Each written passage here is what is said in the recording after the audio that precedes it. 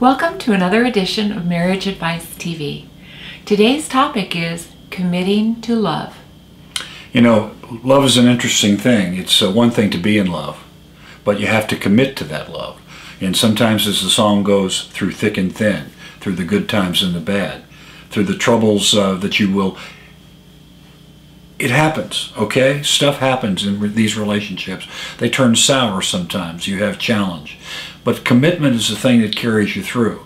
It's not enough just to love. You have to commit to being in love, and that commitment has to be reciprocated. You can't love her and she not love you. You can't say, I love you to him, and he won't reciprocate that love to you. Love is about love and commitment. And the second tip is really an important one, because in these great couples that we've interviewed all over the world, we've heard time and time again, he's my best friend, or she's my best friend. She's the one I count on every day, the one I talk to, the one I tell everything to, the one I trust with my life, my money, my liberty, with everything that's sacred. And that is what we've heard from these great couples. First and foremost, you have to marry your best friend. You know, we had a couple tell us one time that nobody ever said life was fair, just, and beautiful all the time.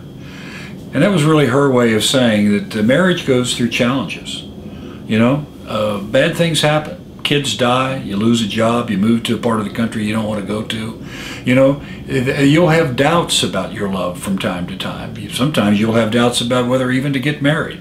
One recent study said if you have too many doubts the day or two before you get married, that's not a good sign. You could actually predict in the long term that that might shorten the length of your marriage, the success of your relationship.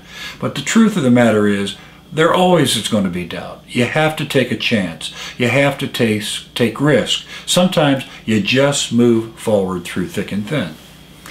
But number 4 is that you cannot commit while plotting to escape.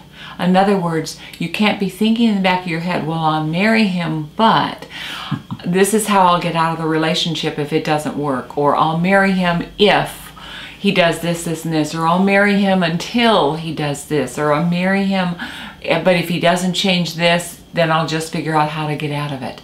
When you commit to marriage, you have to commit for a lifetime with that in your mind, not escaping, but how do you make it work? And sometimes it takes rolling up your sleeves and good hard work to put into that relationship to make it work. And that commitment is absolutely necessary before you get married.